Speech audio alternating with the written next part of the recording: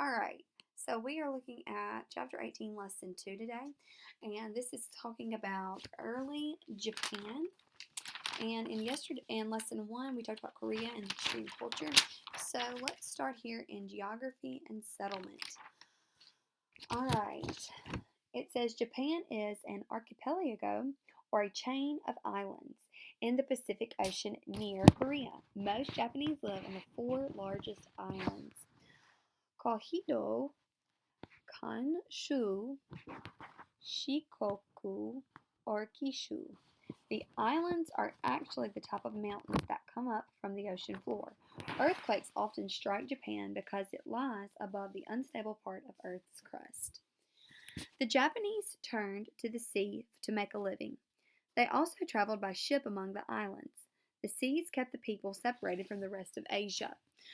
That forced Japan to develop as an independent civilization. The first people came to Japan more than 10,000 years ago. About 300 BC, the Yayoi arrived in Japan. They brought farming with them.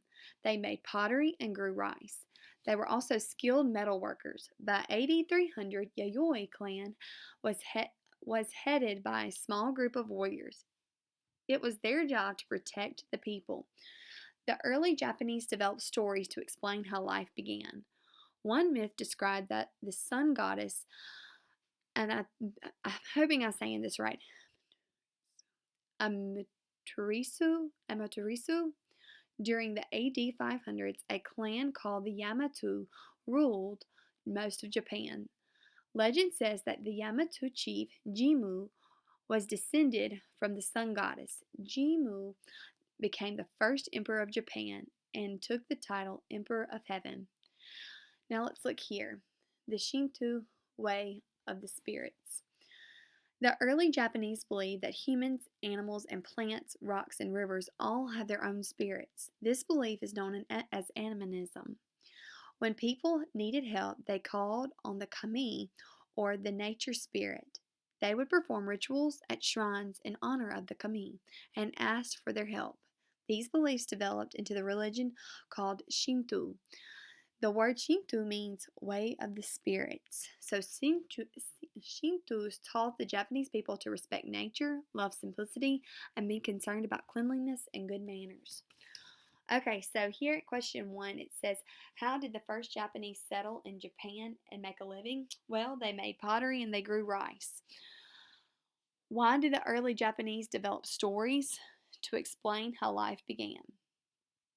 What skill did the Yayoi bring to Japan? They brought metalworking. What is animism?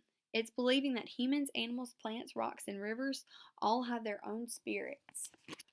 All right, let's continue reading.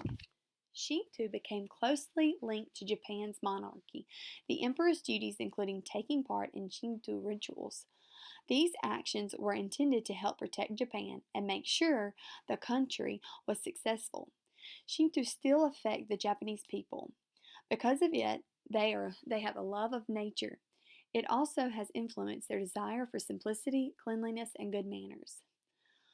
All right, so Prince, and let me see, I believe I wrote down, let me look right here. I'm looking how to pronounce his name. Shotoku, as to how you say it. About AD 600, a Yamato prince named Shotoku ruled Japan. He wanted to give Japan a strong, well-organized government. He created a constitution, or a plan of government. The constitution made the emperor an all-powerful ruler. The Japanese were expected to obey the emperor. The constitution laid out specific rules about how people should do their duties. These were based on the writings of Confucius. Shotoku admired Chinese civilization. He wanted the Japanese to learn from it. Officials and students studied Buddhism, as well as Chinese art, philosophy, and medicine. So Shotoku's reforms, he created a constitution, made emperor an all-powerful ruler, and modeled government on that of China. Even after Shotoku died, Japanese officials used China as a model. In 8646, the Yamato began the Taiko. The Taiko is a word that means great change. Under this plan, Japan was divided into provinces or regional districts. Officials in the provinces reported to the emperor. All farmland was placed under the emperor's control.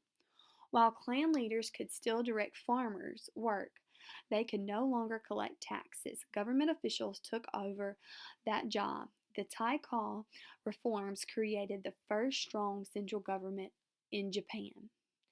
All right, so let's see here. Question number 5. How did Japanese show respect to the kami? They would perform rituals at shrines to honor the kami. Question 6. What clan was the Prince Shotoku from, and it's Yamato? Alright, it says, why did Shotoku model Japanese government after that of China? He admired Chinese civilization. Alright, and question number 8. What was the goal of Shotoku's constitution? To make the emperor the all-powerful ruler. Alright, let's continue. The Nara period. In the early 8700s, the Nara period began. Japanese emperors built a new capital city called Nara. Nara had broad streets, large public squares, Buddhist temples, and Shinto shrines. The families in the noble class lived in large, Chinese-style homes. During the Nara period, emperors organized government officials by levels of importance, from highest to lowest. This organization is called a hierarchy. We've talked about hierarchies before. The emperor gave positions to nobles from powerful families. In return for their service, leading government officials received estates or large farms. The emperor's control of the land gave him great power. Buddhist teachings reached Japan from Korea. In the 8500s, Buddhism became powerful. In 8770, a Buddhist monk tried and failed to take power in Japan. As a result, the emperor decided to leave Nara for a new capital city. Question number 9. Buddhism reached Japan from what country? Korea. What was Nara? It was a new capital city. Okay. And that is all that we're going to talk about from lesson 2 of early Japan. Thank you for listening, and I want you guys to stay safe. And if there's any notes that you might want to go back and take, if I were you, I would go back and review these questions 1 through 10, I believe. Yes. And thank you guys. Bye. Have a good day.